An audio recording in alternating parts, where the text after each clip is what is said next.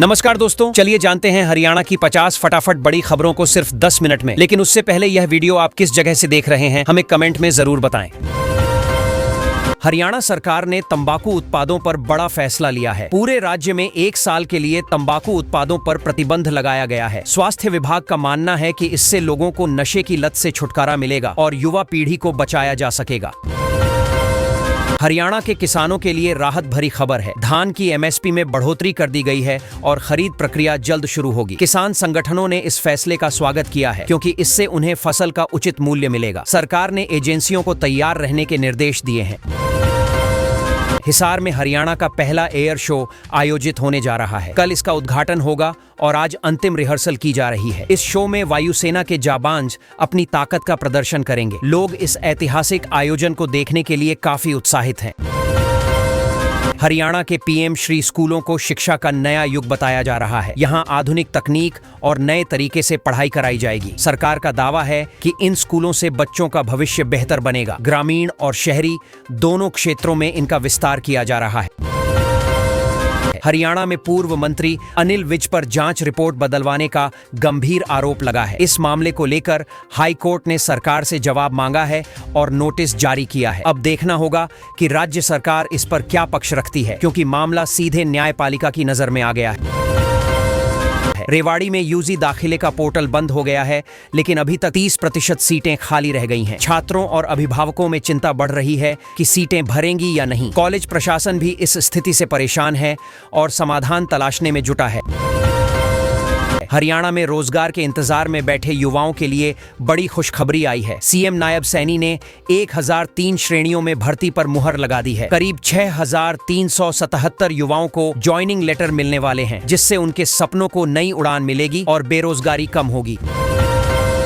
हरियाणा के किसानों के लिए राहत भरी खबर है। धान की एमएसपी में बढ़ोतरी कर दी गई है और खरीद प्रक्रिया जल्द शुरू होगी। किसान संगठनों ने इस फैसले का स्वागत किया है क्योंकि इससे उन्हें फसल का उचित मूल्य मिलेगा। सरकार ने एजेंसियों को तैयार रहने के निर्देश दिए हैं। चुनाव आयोग ने 6 साल से निष्क्रिय पड़ी 17 पार्टियों का रजिस्ट्रेशन रद्द कर दिया है। इसमें जमींदारा पार्टी समेत कई और दल शामिल हैं। आयोग का कहना है कि निष्क्रिय दल चुनाव प्रक्रिया को बोझिल बनाते हैं। फुटेज सामने आने के बाद यह कार्रवाई तेजी से हुई। हरियाणा सरकार ने तंबाकू उत्पादों पर बड़ा फैसला लिया है। पूरे राज्य में 1 साल के लिए तंबाकू उत्पादों पर प्रतिबंध लगाया गया है। स्वास्थ्य विभाग का मानना है कि इससे लोगों को नशे की लत से छुटकारा मिलेगा और युवा पीढ़ी को बचाया जा सकेगा। खेल कोटे से सीधे डीएसपी बने खिलाड़ियों को झटका लगा है। हाई कोर्ट ने इस मामले पर बड़ा फैसला सुनाया है। कोर्ट ने कहा कि नियमों के खिलाफ जाकर हुई भर्ती पर पुनर्विचार होना चाहिए। खिलाड़ियों में निराशा है, लेकिन न्यायालय की ओर से पारदर्शिता की बात कही जा रही है। लोकसभा चुनाव में बीजेपी की बड़ी सफलता पर गृह मंत्री अमित शाह ने खुलासा किया है। उन्होंने कहा कि जीत सिर्फ मोदी फैक्टर की वजह से नहीं, बल्कि संगठन और कार्यकर्ताओं की मेहनत का नतीजा है। विपक्षी दलों की गलतियां भी बीजेपी के लिए फायदेमंद साबित हुई। हिसार में हरियाणा का पहला एयर शो आयोजित होने जा रहा है। कल इसका उद्घाटन होगा और आज अंतिम रिहर्सल की जा रही है। इस शो में वायुसेना के जाबांज अपनी ताकत का प्रदर्शन करेंगे। लोग इस ऐतिहासिक आयोजन को देखने के लिए काफी उत्साहित हैं। फतेहाबाद जिले में धान खरीद को लेकर व्यवस्था तय हो गई है। इस बार 50 जगहों पर धान की खरीद की जाएगी और 3 सरकारी एजेंसियों को जिम्मेदारी दी गई है। किसानों को आसानी से खरीद केंद्रों पर सुविधा मिले, इसके लिए प्रशासन तैयारियों में जुटा है। गांव कांकरोला में तनाव बढ़ गया जब पथराव की घटना हुई। इसके जवाब में डीटीपी ने बुलडोजर चलाकर अवैध निर्माणों पर कार्रवाई की। भारी तोड़फोड़ से माहौल गरमाया हुआ है। प्रशासन ने सुरक्षा बढ़ा दी है ताकि हालात काबू में रह सके। राज्यपाल ने कहा है कि विद्यार्थियों के लिए कौशल आधारित प्रशिक्षण बेहद जरूरी है। केवल पढ़ाई ही काफी नहीं है, बल्कि बच्चों को प्रैक्टिकल ज्ञान और स्किल्स भी मिलने चाहिए। इससे रोजगार के अवसर बढ़ेंगे और विद्यार्थी आत्मनिर्भर बन पाएंगे।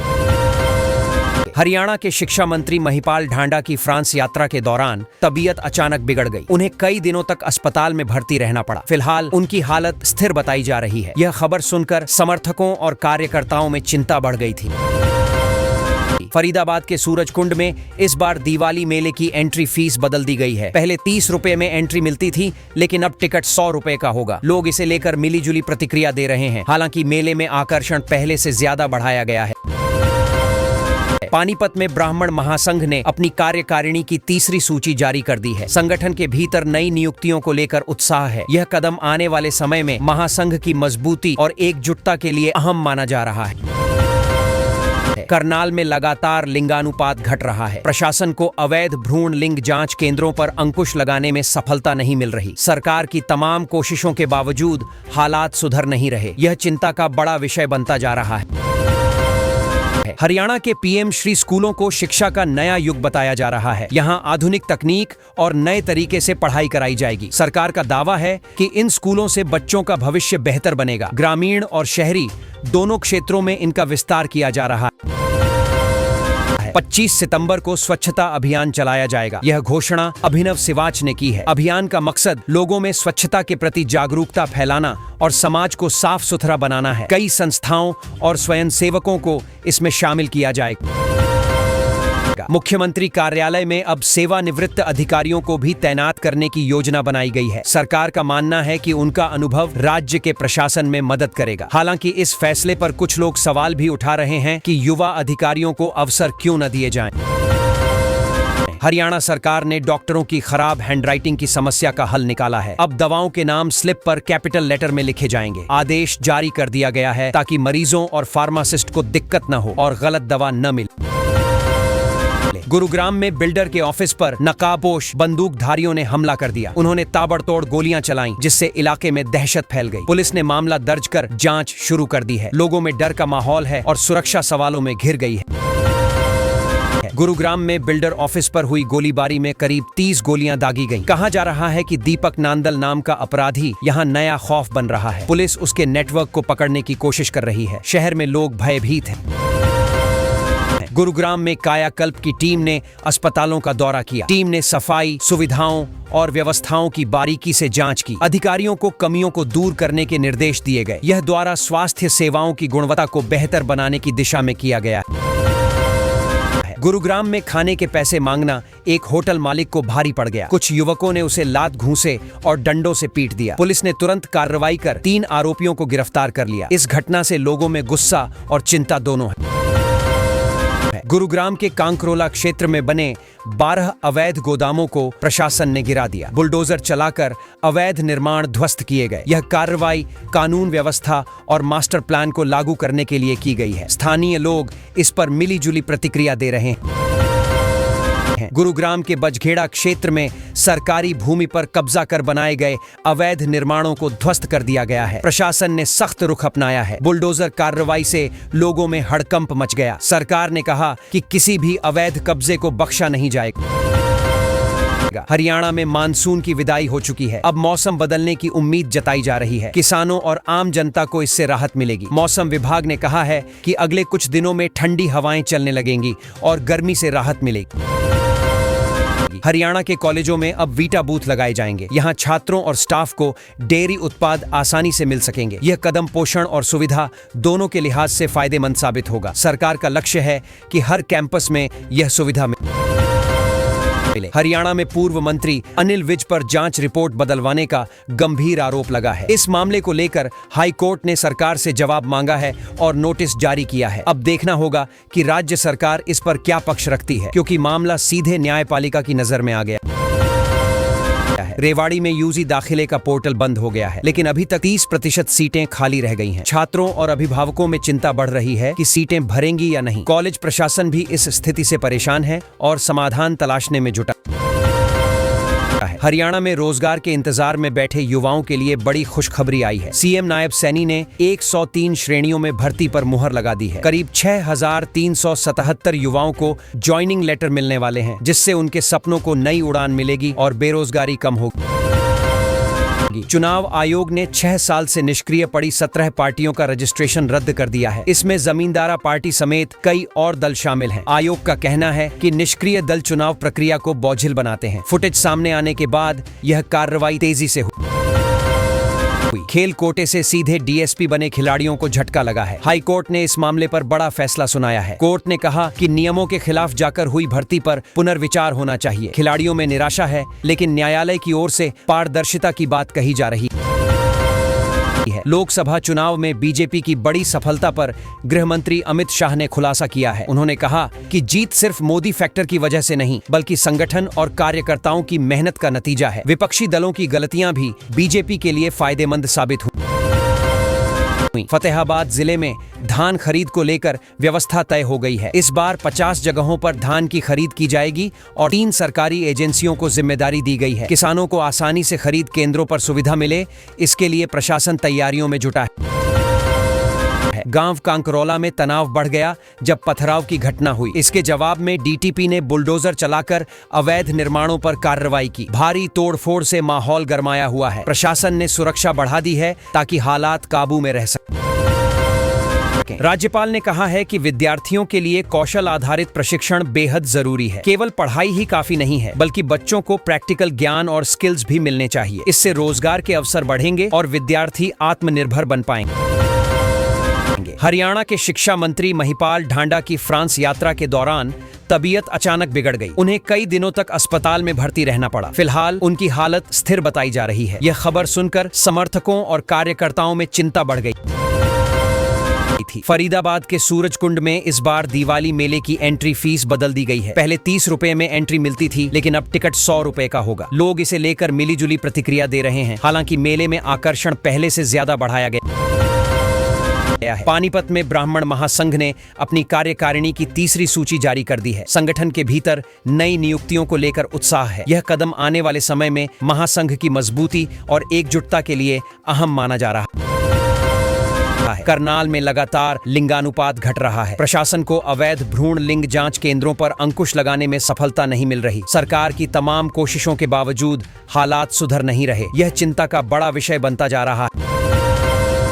25 सितंबर को स्वच्छता अभियान चलाया जाएगा। यह घोषणा अभिनव सिवाच ने की है। अभियान का मकसद लोगों में स्वच्छता के प्रति जागरूकता फैलाना और समाज को साफ सुथरा बनाना है। कई संस्थाओं और स्वयंसेवकों को इसमें शामिल किया जाएगा। मुख्यमंत्री कार्यालय में अब सेवानिवृत्त अधिकारियों को भी तैनात करने की योजना बनाई गई है। सरकार का मानना है कि उनका अनुभव राज्य के प्रशासन में मदद करेगा। हालांकि इस फैसले पर कुछ लोग सवाल भी उठा रहे हैं कि युवा अधिकारियों को अवसर क्यों न दिए जाए। हरियाणा सरकार ने डॉक्टरों की खराब हैंडराइटिंग की समस्या का हल निकाला है। अब दवाओं के नाम स्लिप पर कैपिटल लेटर में लिखे जाएंगे। आदेश जारी कर दिया गया है ताकि मरीजों और फार्मासिस्ट को दिक्कत न हो और गलत दवा न मिले। गुरुग्राम में बिल्डर के ऑफिस पर नकाबपोश बंदूकधारियों ने हमला कर दिया। उन्होंने ताबड़तोड़ गोलियां चलाईं, जिससे इलाके में दहशत फैल गई। पुलिस ने मामला दर्ज कर जांच शुरू कर दी है। लोगों में डर का माहौल है और सुरक्षा सवालों में घिर गई है। गुरुग्राम में कायाकल्प की टीम ने अस्पतालों का दौरा किया। टीम ने सफाई, सुविधाओं और व्यवस्थाओं की बारीकी से जांच की। अधिकारियों को कमियों को दूर करने के निर्देश दिए गए। यह दौरा स्वास्थ्य सेवाओं की गुणवत्ता को बेहतर बनाने की दिशा में किया गया है। गुरुग्राम में खाने के पैसे मांगना एक होटल मालिक को भारी पड़ गया। कुछ युवकों ने उसे लात घूंसे और डंडों से पीट दिया। पुलिस ने तुरंत कार्रवाई कर 3 आरोपियों को गिरफ्तार कर लिया। इस घटना से लोगों में गुस्सा और चिंता दोनों है। गुरुग्राम के कांकरोला क्षेत्र में बने 12 अवैध गोदामों को प्रशासन ने गिरा दिया। बुलडोजर चलाकर अवैध निर्माण ध्वस्त किए गए। यह कार्रवाई कानून व्यवस्था और मास्टर प्लान को लागू करने के लिए की गई है। स्थानीय लोग इस पर मिलीजुली प्रतिक्रिया दे रहे हैं। गुरुग्राम के बजघेड़ा क्षेत्र में सरकारी भूमि पर कब्जा कर बनाए गए अवैध निर्माणों को ध्वस्त कर दिया गया है। प्रशासन ने सख्त रुख अपनाया है। बुलडोजर कार्रवाई से लोगों में हड़कंप मच गया। सरकार ने कहा कि किसी भी अवैध कब्जे को बख्शा नहीं जाएगा। हरियाणा में मानसून की विदाई हो चुकी है। अब मौसम बदलने की उम्मीद जताई जा रही है। किसानों और आम जनता को इससे राहत मिलेगी। मौसम विभाग ने कहा है कि अगले कुछ दिनों में ठंडी हवाएं चलने लगेंगी और गर्मी से राहत मिलेगी। हरियाणा के कॉलेजों में अब वीटा बूथ लगाए जाएंगे। यहाँ छात्रों और स्टाफ को डेयरी उत्पाद आसानी से मिल सकेंगे। यह कदम पोषण और सुविधा दोनों के लिहाज से फायदेमंद साबित होगा। सरकार का लक्ष्य है कि हर कैंपस में यह सुविधा मिले।